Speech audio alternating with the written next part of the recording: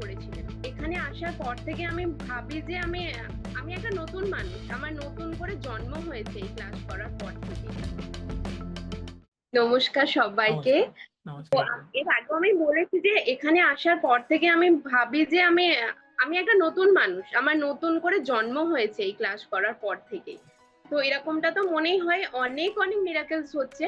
তো সেই মানুষটার কথা আমি একটুখানি বলি, আমার ফ্যামিলি মেম্বারের কথা, যে তিনি লাস্ট ইয়ার 3বার সুইসাইড অ্যাটেম্প করেছিলেন। আচ্ছা। তো আমরা ডক্টর দেখাই, কিন্তু ডিসেম্বর নাগাদ, আমি ক্লাস জয়েন করেছি 5th নভেম্বর। তখন থেকেই আমার ইউনিভার্সের কাছে আমার প্রার্থনা ছিল যে সে যাতে জীবনের পথে ফেরত আসে, সে যাতে ভালো থাকে।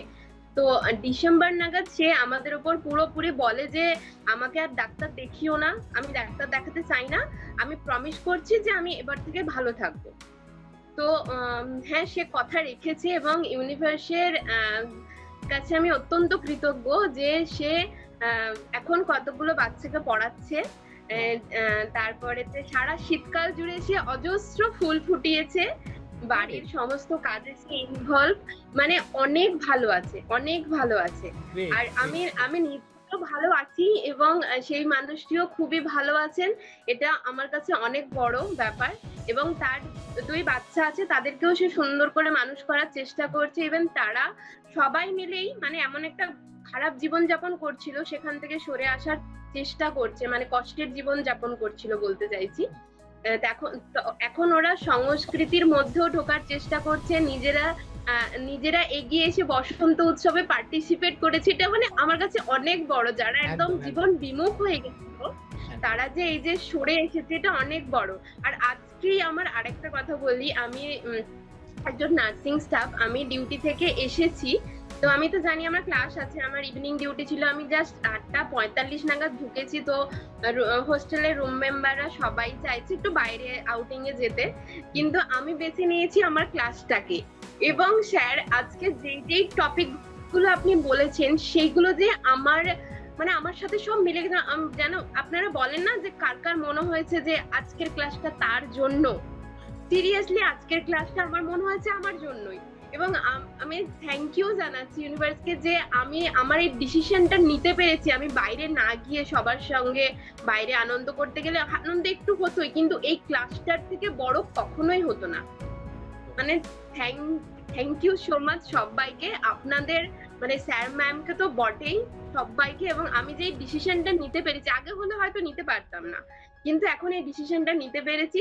এবং আমার যেন মনে হচ্ছে ইউনিভার্স বলছে যে তার সঙ্গেই থাকতে, এবং অবশ্যই ওয়েস্ট বেঙ্গলের সঙ্গে থাকতে, যাতে আরো ভালো কিছুগুলো হয়।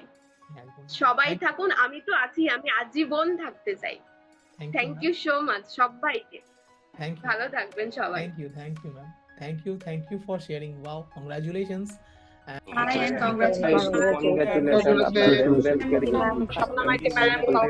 নমস্কার, আমি শাহজাহান চৌধুরী।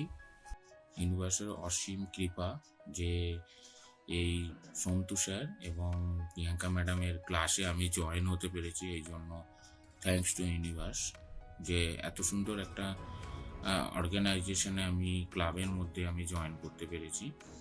তো একটা জিনিস আমি ভালো বুঝতে পেরেছি যে সব সময় ডিপ্রেস নয়, সব সময় হ্যাপি থাকা যায়, নিজেকেও হ্যাপি রাখা যায়, এবং কিছু জিনিসের মধ্যে দিয়ে, ছোট্ট জিনিসের মধ্যে দিয়েও অনেক বড় জিনিসকে পাওয়া যায়।